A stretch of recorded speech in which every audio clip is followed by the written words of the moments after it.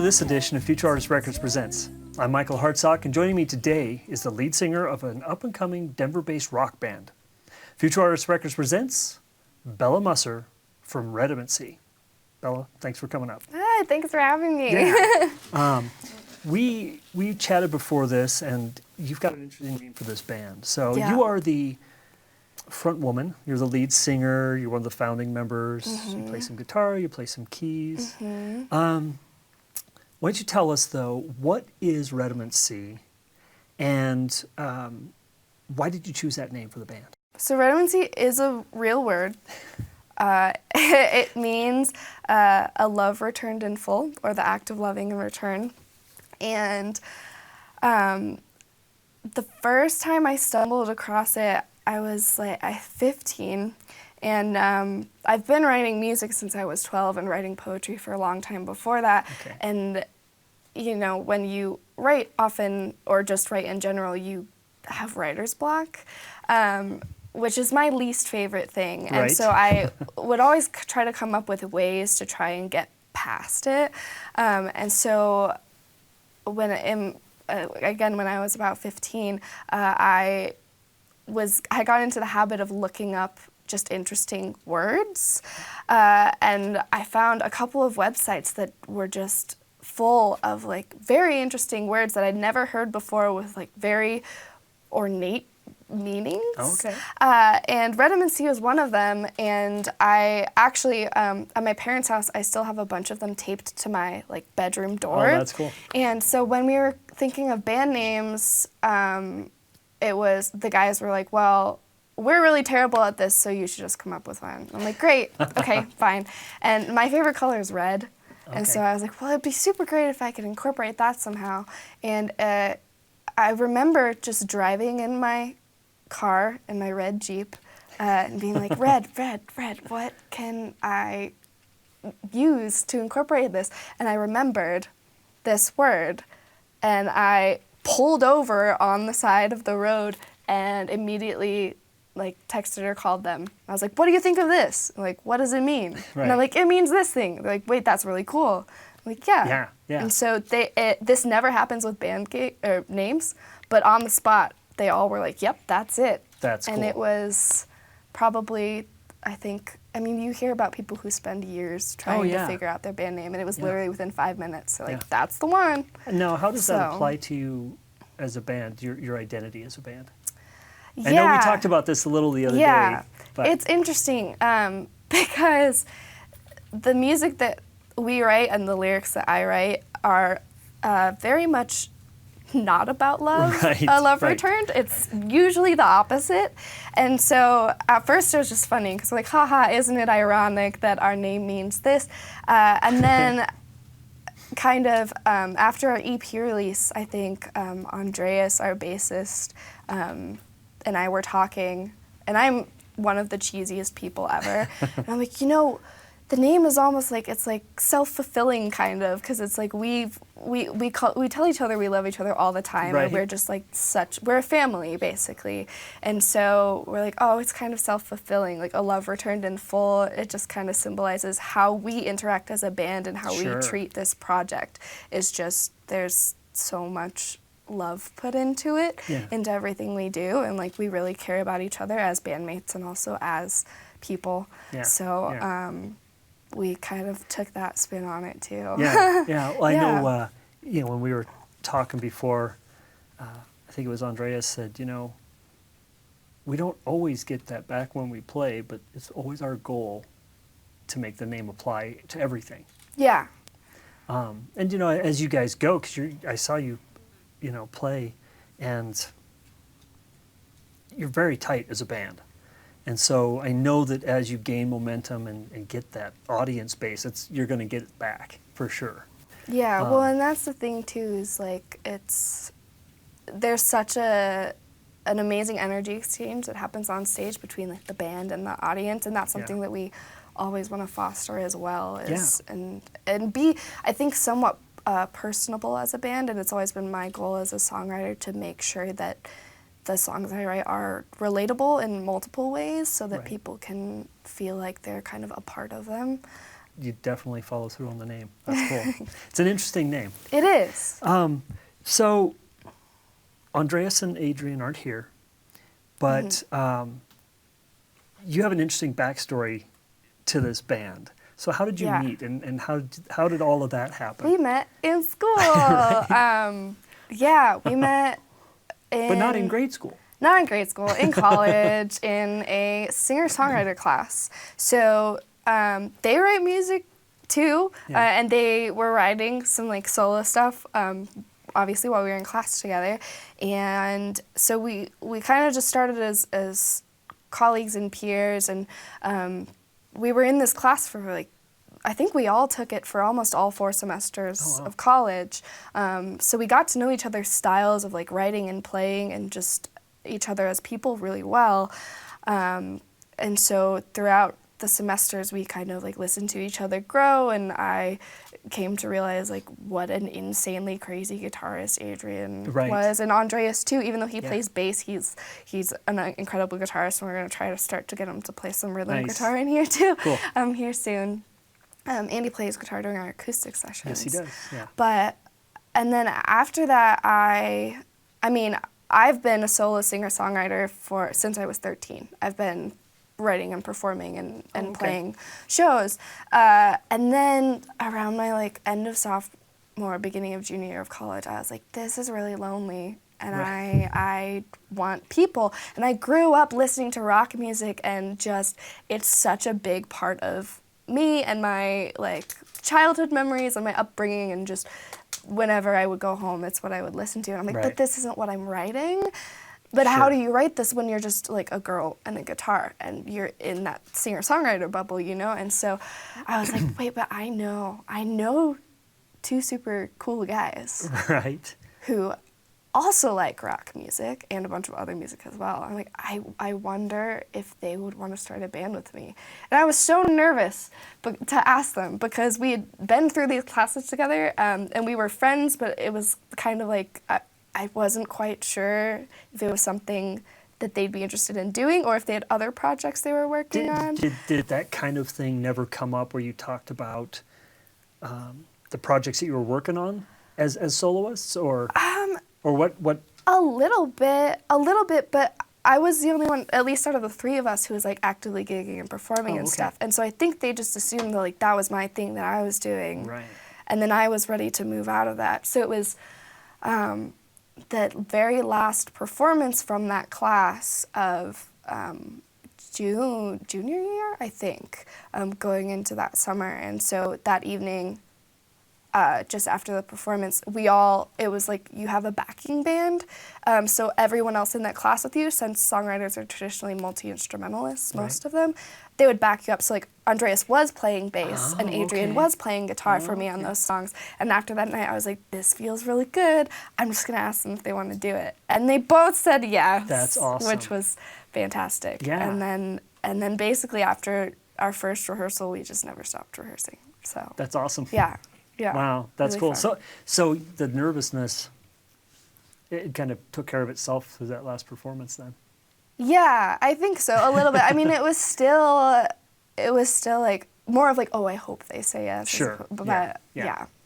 I've got so many things I want to move into, but I'm going to take a step back a little bit, because I'm interested in, and I'd like to hear about how your education, the 3 of you going to college, we're going for different things, but how that's tied so well together as a band. Yeah. So I know the guys aren't here, but if you could kind of give us an overview of what your background in college was and what theirs was as well. Yeah, so I started as a singer-songwriter major, and then I ended up switching to music business, because going into college, I was like, obviously I wanted to go to school for music, and I found this amazing singer-songwriter program, and I was like, I do that, I'm a singer-songwriter, I'll major in it. And then I got there, and I started learning about music business and about publishing and contracts and artist management, and I was like, oh, this is a whole world that I don't know anything about. Right. That's super important and super cool. And so I kind of fell in love with it. So I ended up majoring in music business. Okay. And Adrian did a double major in music business and also performance in guitar. He's a wicked guitarist. He is. And he's insane. And then Andreas majored in recording arts.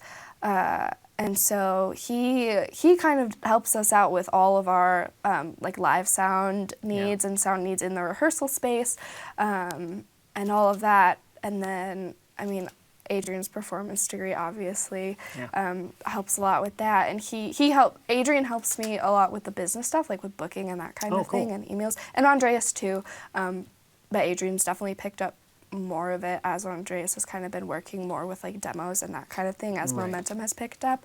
And then I basically do pretty much everything. I like design our website, do all of our like marketing, social media, and then if I ever get overwhelmed, I'm like, help me. Help me. But it's great. It's super collaborative, and we all like kind of have our own place and our own respective roles, but then we can also help each other out because we all kind of share that background and the foundation of it, which is really nice because automatically you're kind of all on the same page from like a skill set standpoint, and then you have the areas you specialize in.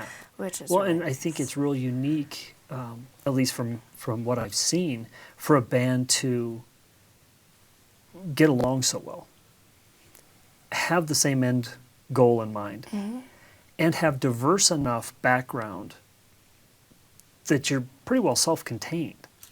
Yeah. You know, that's real unique, and I think you can see it when you guys are performing, even though you don't know all of those things about the band going into watching a performance. Right. You can see those things happening on stage. Yeah. And it makes you guys really fun to watch. Oh, good. So we have a lot of fun too. I mean, we do get along really well. We goof off all the time, and we were talking the other day because we've been together for like a year now. Right. And a band is pretty much like any relationship. Like you're basically you see these people all the time. You're emotionally invested in them, and then you're also invested in like the project and the end goal, like you said. And so with that investment usually comes like a lot of emotion, and we're like, oh well, we were talking because it was like our anniversary, and we were just like thinking, we were like, we've never gotten in a fight. Like, the three of us have never been in a fight. Really? We, like, disagreed about things, but that's it. Like, we never argued about any, that's like, cool. We've always just been on the same page. Unique. Yeah, and then we just goof around all the time. Like, I mean, I've never seen you guys in a rehearsal setting, but Andreas and Adrian are pretty mellow guys. They are. They keep themselves very well contained, but then, especially we bounce off of each other, and it gets crazy. Adrian he's going to hate me for saying this. Maybe. But he's the most contagious giggle of anyone I've ever met. Have you ever ruined a complete rehearsal because of that? Oh, yeah. All the time. And then Andreas is just like, you guys, we can't do this right now. And I'm like in tears on the floor, and I can't physically do anything. That's awesome. But yeah, it's great. It's so fun, and it is like I keep saying it's a family, but it is true. Yeah. I mean, I see them and talk to them and spend more time with them than I spend with anyone else. Like even my actual family. Like I think at this point they know more about me and are invested in my life more so than pretty much anyone. Isn't that crazy how that works? It is. Yeah. It's wild. I'm glad you mentioned that you're such a young band, because when you're on stage, you don't seem like you've only been a band for, has it even been a year? Is it at a year? It was just a year in July. Okay, so just barely a year. And is that from the time you asked them to join as a band, or is that from when you decided, hey, we're a band? So we had less than a week between our first rehearsal and the first show we ever played. Okay, all right. So it was like June, technically, is when we first started rehearsing together, and then July 7th is when we played our very first show. Oh, okay. So that was a little bit chaotic. Official. Yeah. Oh, yeah. But also it was kind of like we did it and it went great, and we were like, oh, if we can do that, if we can pull together an hour set in like 5 days, we're good. Like we can do this. Like this is gonna work. Yeah. So it was kind of more of it was a test of just like our ability to kind of handle ourselves, our ability to learn material, and kind of a judge of how we play off of each other in a live setting very, very early on, which I think was actually really beneficial because we didn't have time to overthink anything. I think that can be huge because, if you plan too much, sometimes you just never get to the actual enactment of it. Right. So you have very different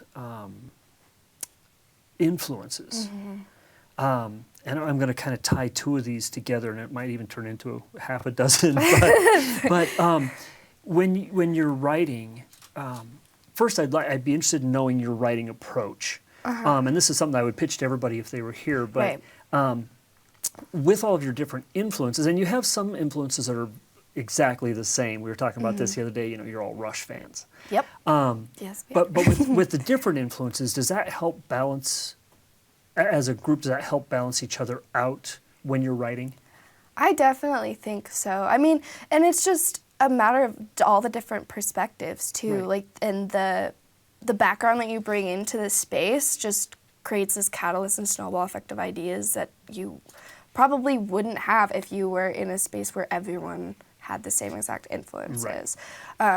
So, I mean, Andreas, as a bass player, he's a huge metal fan, and bass is a very essential instrument in that genre, so he kind of brings that with him into the space. And then Adrian has also, I mean, we all have very diverse influences and people we listen to as well. Like, Adrian's favorite songwriter is John Mayer, and so he's got a bunch of like singer-songwriter influence as well. He's also like trained in jazz. He's trained in pretty much every genre, but he and Andreas really are into prog rock. Like almost garage prog rock. So way outside, like from Rush to like people you've never even heard of. Kind of that spectrum. And then Adrian and I also come from a very heavy like classic rock background. I grew up listening to like Zeppelin, AC/DC, Billy Idol, and so I bring all those influences in, as well as just like my singer-songwriter background, which they have too. I mean, we were in those classes together, so it's kind of like mix and match. Like some of them are influences we share, and some of like I don't listen to metal music, unless I'm in the car with Andreas, and he's just like ready to go. There's been quite a few gigs where I'm like, what are we listening to? He's like, it's Porcupine Tree. And I'm like, what? Right. Yeah. So, but it's fun. I mean, it makes collaboration really fun, and we've as we've been writing, it started out as just I presented them with my songs, and I was like, dude, like be a band, make these sound cool. And now it's like we're all very much invested in the process, and so we all are a part of these songs basically from day one. And usually I end up sending like a demo of verse chorus, and I'm like, hey, I came up with this, I think it sounds really cool. Or I won't even send it to them, I'll just post it on my Instagram story, and literally within 2 minutes Adrian's like, here's a riff, and I'm like, oh wow, okay, and just let great. them find it. So it's really fun, but it's definitely become more and more creative, and which I love. And it's kind of what I wanted from the beginning, is that like really collaborative aspect of writing. And we have a group text that we are constantly updating, like every 5 minutes. Usually someone says something, but half the time it's like, listen to this song. And so we'll have days where instead of rehearsal, we'll just have listening sessions where we're all just sit down, usually in someone's room, because we all have like studio speakers because we're musicians, and we have to listen on high quality sound systems. And we'll just like sit down in the center of the room and just go through just songs that we've all been really inspired by, and then usually one of us will be kind of like taking notes of like, oh, I really like how this guitar riff plays with the vocal melody, or how this bass part is super driving and like leads into the bridge, and that kind of thing. So so that's been a part of the process recently too, which has been fun, because then we all kind of get to hear what the other people are listening to in the group. And you get to understand why they're influenced by it. So going off kind of on a side tangent on that, how is your writing, and here's another three-parter, how has your writing changed from when you were writing for yourself to now writing with the band and doing those collaborative things? How has your education changed that? I mean, it's kind of just broadened my perspective as a songwriter as a whole, and ability to hear things in my head. Because when you're writing, there's this like musical vision that at least I get from like a song, and so that definitely now, instead of just hearing like, oh, there could be a cool like vocal harmony here, and like these are the chords, and just like it's kind of rudimentary almost when I had just this very small toolbox of like piano, guitar, vocals. Right. That's kind of what was in my toolbox. And now it's like lead guitar, riffs, drums. Could this cater to like a really strong rhythm section? You get feedback from the members of your band about your songwriting. And so I try to pay a lot more attention to choruses. And I have this thing that over the years, so many people have told me the choruses that I write a lot of times initially sound like pre-choruses. And so they're like, well, this happened with almost every song. We're like, we'll take that, we'll make it a pre-chorus, now write an actual chorus. I'm like, okay. So it's fun because it's... Does that make for really long songs when you do that? Some of our songs that we've written have been like 8 minutes long. And then we're like, okay, this needs to be half this long. But you know, that plays well into, and this is something we haven't mentioned, but kind of your prog and classic rock influences. Oh, yeah. And kind of where you're kind of moving in that direction. Yeah, especially like they can go all, like it's fascinating and also infuriating sometimes to be in the rehearsal space with them, because they'll just take off on these huge, amazing musical tangents, and then you're like, okay, cool, but where does that fit in the song? Right. And that's something that we've had to really step back, and there have been pieces that we've nixed from songs. There have been parts of songs where we're like, actually, this is just a separate song in itself, so let's take it out and do something else with it.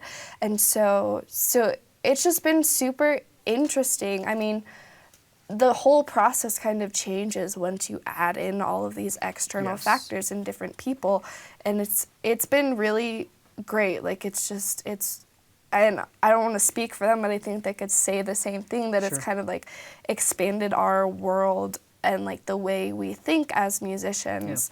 And now it's almost like I can, when I write a song, I like can already hear what Adrian's gonna put over top of it. I can already hear what Andreas is. So, and that's kind of like a special feeling too in itself, of being like, oh, I know, I can see them in this instead of it just being me. Right.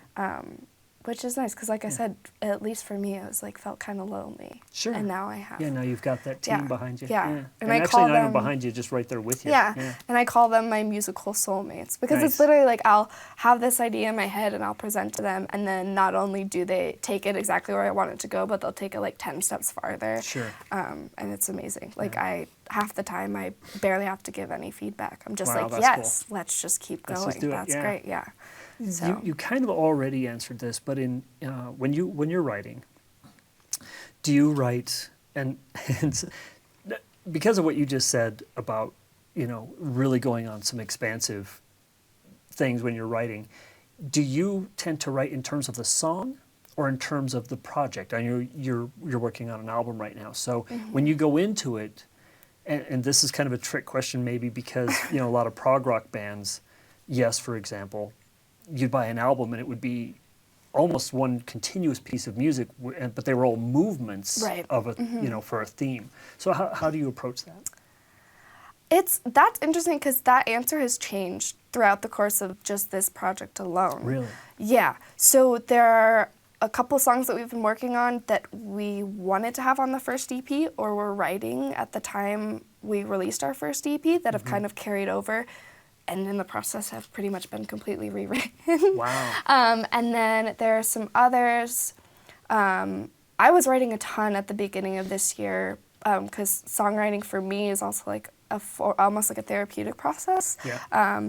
And so part of it is like a personal journey, but then we wanted to take a step back and be like, okay, well, how do we make this like less personal, more just like general? So for a while we were like, okay, well, there's a theme in like the 4 songs that I had written. Maybe we can make that into like a cohesive story within the album. And then we started writing some new stuff that's like, oh, well, it doesn't quite fit in the theme, but it fits in sonically. So we've kind of been, it's like piecing together a puzzle almost, where it's hard, because that kind of changes all the time. and there are some songs that it's like it's a song you write based on the song. And then there are other songs where like, oh, hey, remember that riff from that chorus? What if we took that, changed it a little bit, put it in the bridge of this song, so it's like a repeated motif. Yeah. And then there are some songs that like themes carry over and stories carry over, and so we haven't quite gotten to the part of the process yet where we're fully establishing like a timeline or a theme. But it's interesting because when you step back and you start to analyze the songs and read through all the lyrics, just automatically, and even the sound, because it's the three of us and we've been working on it for so long, you start to realize, oh, they do all fit together. It's just not necessarily in the way you would initially think. Right. So we're still in the process of doing that, but it's kind of been fun because a lot of them, it's just been like a full 360-degree evolution. Right. And we still don't really know where they're going to end up. Well, like, we could walk into the studio with something and walk out and have it be completely different. Right. And that's what I was going to ask next, is because of that, and because it's, you end up going in different directions and stuff, how is that affecting the progress of the album? Right now it feels a little chaotic. Yeah. Because you might go in going, oh, we've got these great ideas, we've got these songs, and then suddenly go, oh, you know what, this song and this song, they're out. We have to find something to replace that. But, I mean, that's just part of it. I mean, you hear, some artists, it will take like 5 years to write an album, so it's crazy that we just want to do it just to not to get the first album out of the way. Like, that's a bad way to say it, but it's like, it is our first time going through this process, which is really exciting, but we're kind of just keeping our eyes and ears, especially our ears, open, and our options open to just kind of see where it takes us, because it's more of just like an exploration and a journey for us. And so, and we're working really closely with the Keep, who are some like good friends of ours, and they're kind of helping us take a step back and piece everything together. But it's really just it's messy right now, but it's really fun. Right. It's kind of like that's part of the fun sometimes, isn't it? It's like we're building a sandcastle and we're at the point where we're just like getting our fingers in there and just like kind of messing around right now. Eventually it'll turn into something. Yeah. I saw you guys play at the Soundpost sessions, which is acoustic. It is. And, we had talked before about how you aren't normally an acoustic band, but you've ended up almost doing 50-50 acoustic and non-acoustic. How much now are you doing of each? Still pretty much 50-50. Yeah. I mean, when we started, it was all electric. Okay. And then over the course of really just the past few months, our goal has been to just gig a lot, to kind of like really get our feet wet, get out there and just explore performances, test out some songs. Yeah. And so you let that kind of determine whether you're going to be electric or acoustic? Yeah, for the most part. And I mean, and some venues only really book acoustic stuff, but we all met in an acoustic environment. And I'm used to playing acoustic, and so really it was just a way for us to come up with new arrangements of the songs that could kind of be catered to that more intimate environment, which is really fun because it's almost like the songs don't completely change, but they feel very different in the two environments. And you can be not more emotive necessarily, but emotive in different ways in an acoustic environment than you can in an electric environment. And so I find that almost the way songs just come out of you is very, very different in both. And it's fun to kind of almost, you get to explore the songs that you've written in a brand new way. And even not songs that you've written, but even other people's songs. We love to do Heart Shaped Box by Nirvana, and that one we really take it down and make it into like almost a really like moody ballad when we play it acoustically, and then we started to even try to translate that more into the live set because we love how that feels. Does that throw people off where they're like, I think I know that song? Sometimes we do that with Billy Idol too, but that's the fun thing about covers is kind of making it your own, and then we'll start out and people will be like, I can see like some of the faces in the audience where they're like, this is kind of familiar. Right. Like, I don't know what it is. And then they get into the chorus and like, I know this song, I love this song. They're like fully invested. Yeah. So it's kind of playing that balance of like, how do you make it your own and then make sure that it's Right. still obviously identifiable as a Right. song. Right. And then it's kind of fun to do that with your own music. It's almost like remixing your own songs kind of sometimes. Yeah. Well, and I know Adrian had mentioned when we had spoken before how sometimes the arrangements have to change to be able to pull them off. Well, because Andreas doesn't play bass when we do acoustic. Right. So he gets to play guitar. Right. And so all of a sudden you have the 3 different melody lines basically because you have two very melodic instruments and then vocals and then sometimes more than one vocal if they're singing along with me, which they do a lot more in our acoustic sessions. We add like layers of harmony and stuff that usually isn't in a lot of our electric sets, which is really fun. And our set list in general is just kind of different between the two. Like there are some songs we only play during acoustic sets and there are some songs we only play during electric sets because you can't play them without the crazy effects pedals and everything that's going on, or bass lines. Well, and that's what I was going to say. Do you think it's when you're going into it and you're having to change it into an acoustic set, who do you think it's the hardest for? I know you and I talked about how your vocals can change, but don't always. Yeah. But then there's Andreas, who suddenly is having to cover rhythm guitar and bass on a guitar. I don't know, because they're both so skilled and good at what they do that it seems like it's just not a problem. Yeah, they just transition over. Yeah. It's stupid. That's awesome. Stupid. They're fantastic. I don't know. I mean, for them, I mean, they're the ones that really dive in and do the arranging because, I mean, they're the ones for the most part who are just on the instruments. Right. And so, I mean, I think as far as involvement goes, like, it's a whole other process for them than it is for me. Do you mostly just respond to the arrangements that they're Yeah, I mean, doing? and sometimes we'll discuss them, and it's a back and forth about like, well, what do we want to do, and what do we want to keep from the original, and what would be cool here. So yes and no, I guess. It kind of just depends on the song and the arrangement.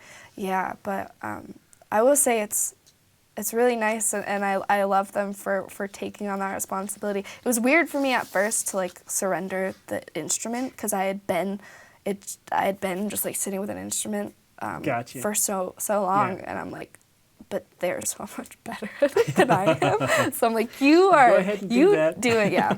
And they're great at it. Is that strange? Going from a solo artist to the front woman of a band, where you're not behind the guitar, or you're not behind the keys, and so are you like, now what do I do? I hated it at first. Yeah.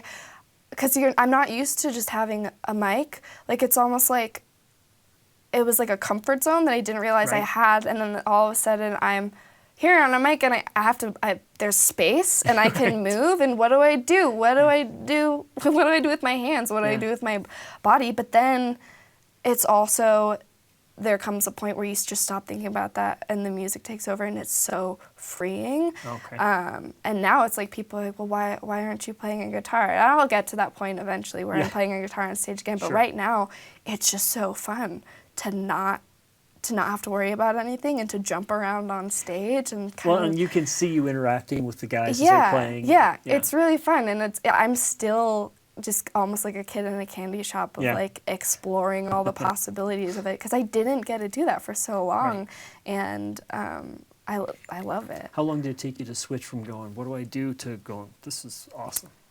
Some nights I still am so much in my head, and I'm like, oh my gosh, it's every night, and I'd say it's like third song in. Okay, so you're like, oh, I'm good. For the most part, yeah. I'm still trying to develop a stage presence. I mean, as a front woman, especially as someone who, in real life, not musician life, I'm pretty awkward and like can be weird sometimes. So having to try and like not abandon that, but just kind of present that and like wrap it up in a pretty bow on stage is like, I'm still trying to figure out how to do that. I think we all are. It's a weird thing of like, as a musician, how do you present yourself and like without going full persona mode, right. but still catering to your genre and your aesthetic and your audience is still something that it is tricky. We're playing with it a little bit. Well, but, and you're still such a new band. And so, you know, a year in, you're already working on an album, you've already got a digital EP out. Yep. And that's a lot. It is. and in the meantime, you're trying to figure out where you're going musically and you know, so you guys have done well for a year. I think it's just because we've been so excited. Like, we just haven't wanted to stop. And it's, we're all kind of people that it's like, if there's momentum there, we're not gonna question it and just keep going. And there have been some days where it's like, what have we gotten ourselves into? But everything's worked out really well so far. And you guys are your musicianship is very apparent when you're on stage. I think I mentioned to you when I first approached you to come in that I was so impressed with that in an acoustic setting, your breaks and all of those things, your instrumentation was right on the money. There was no sloppiness there. See, every time you say that, the guys will laugh because they never think. Obviously, you never think it's. But we actually really have worked on that. Yeah. But also, they were really great friends before I even met them. They started school a year earlier than I did, so they knew each other for basically a year longer. Yeah. And they're just really close, just individually with each other. And they when we don't have rehearsal or when I'm not in a session with them, they're usually just playing with each other anyway. Yeah. Okay. So they spend a lot of time together, and it's almost like they're just operating on the same wavelength. Well, and you can see that on stage. Yeah, it's they'll great. Look at each while they're playing. They'll look at each other. They're really great at those little like side glances, and we'll just. If someone makes a mistake, we'll all know and we'll all like grin at each other. And but that's what makes it fun. It is cool, and that's part of the reason I think we're so lucky in having found each other is like we just work well together, and somehow we all kind of get each other and what we want to do and what's going on. I have some trouble with it because I'll like get really like invested in a song and I won't really be paying attention to what's happening. Sure. And that realizing they've been cueing me for the past like 4 measures to do something or like stop singing, and I'm like, oh, I'm just gonna keep going. So but they're just incredibly talented musicians in general, and they amaze me every time we're on stage. Yeah, so. You guys were very impressive when I saw you. It was fun. Thanks. Really fun. And it was interesting being a musician as well, and being someone who talks to musicians all the time, to watch all those little things that were happening on stage, and in my mind going, does anyone else see what they're doing right now? Because they are totally playing tricks on each other right now. I know. Yeah. Adrian and Andreas do that all the time where they'll purposely do something to try to throw the other person off. And it's like, you're constantly on your toes. Yeah. But it's fun. I mean, you got to make it fun. We're playing shows almost not every night, but like every week for sure. Wow. And so you kind of have to keep it fresh. Yeah, keep it fresh, keep it fun, you know. Yeah. It's a good time. You have a digital EP out, and you had written prior to that by yourself. Mm-hmm. How does the EP compare to what you're presenting or working on presenting now? It's pretty different. I mean, not huge, not to the point where you'd be like, is this even the same band? Right. But the new stuff we're working on is going to be very high energy in comparison to the last EP. And I think it's just more cohesive in general because we've been so much more collaborative, and it is a year later, so we've really just continued to learn more about each other as musicians. Right. And now the EP was stuff that you had written, right? That they came on board with to kind of finish off. It was all stuff that I had previously written.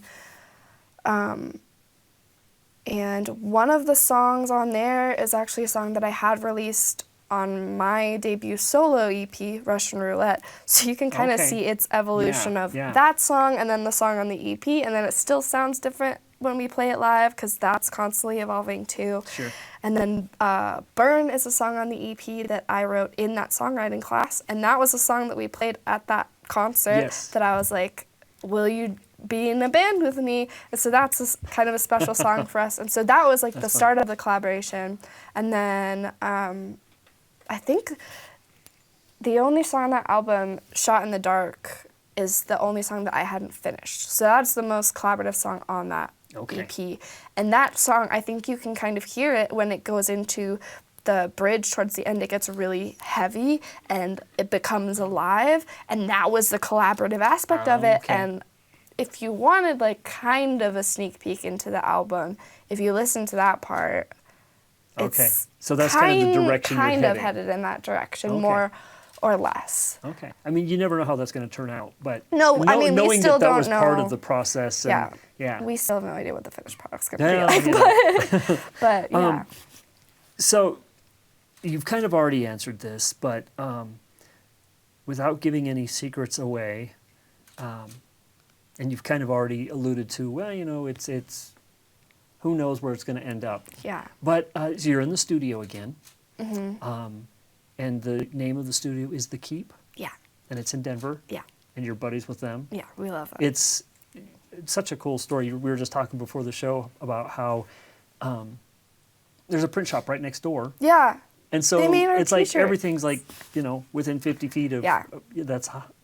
That just doesn't happen. That's really cool. I know. It's one of those things where just like everything falls into place. Yeah. And you're like, oh, this is awesome. Yeah.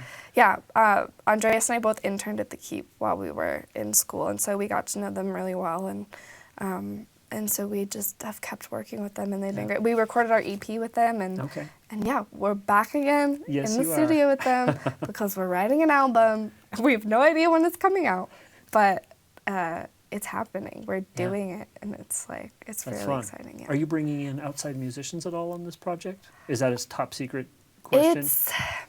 I don't know if I can say it. I don't know. Because it's all like in the works. But Gotcha. We're wanting to bring some friends in who we've known for a while. Yeah. So are you doing heavier production this time around than you did on the EP? I mean, it's still going to be a 4-piece, so we're not adding too many bells and whistles, I don't think. But who knows? We might, again, get in there and be like, we want to add.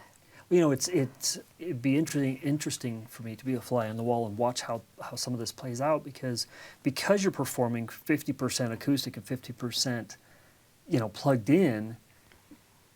Going into the studio, is that being influenced by that, or are you just, this is totally different, and now you've got 3 different kind of presentations that you have to work with? I mean, we haven't really tapped into acoustic arrangements for most of the songs we've been writing yet. There's really only, well, I guess we've been playing 3 of them live recently. Okay.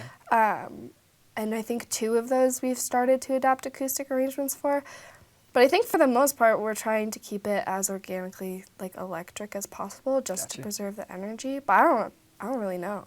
And who knows where it'll end up when you're done? Yeah, we're still in the middle of it. That's awesome. So yeah, I don't know. I feel like that's all I'm saying is who knows? No, and that's, not even us. Well, we don't really know. You know, having talked to you guys before, that's a very good answer. Yeah. Because there is so much that goes into it. And it's not like you're wrapping the project up, so and we don't want to be too rigid in our idea of what it's going to be either. Because in my experience, at least, songs have a tendency to kind of write themselves at a certain point, and so it's really at the end of the day about like kind of what each song calls for and like what it needs and what the project needs to like feel complete. Right. So, yeah. Cool.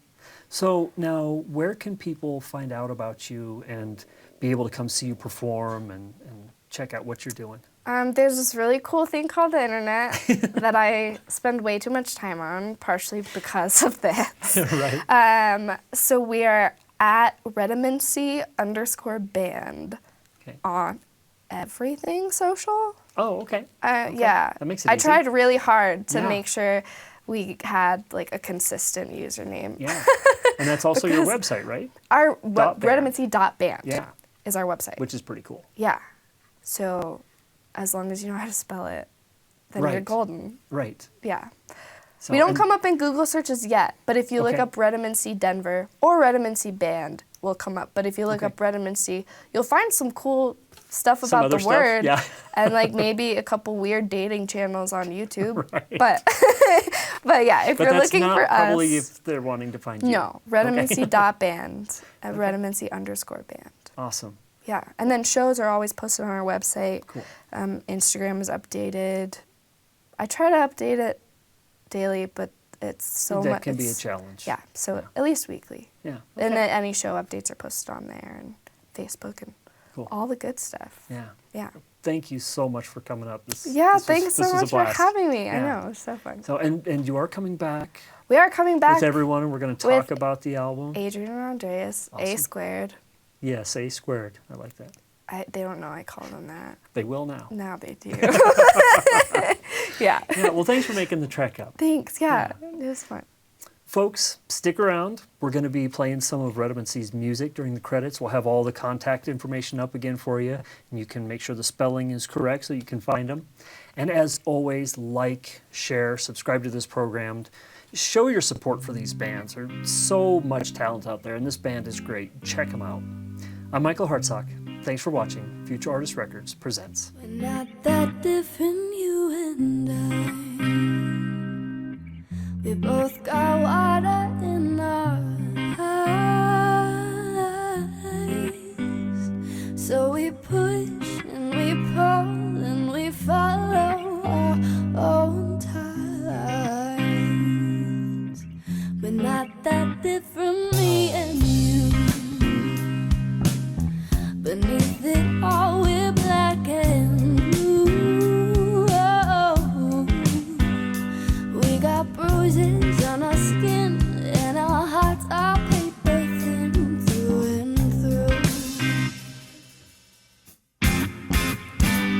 So go and take a look into my trouble.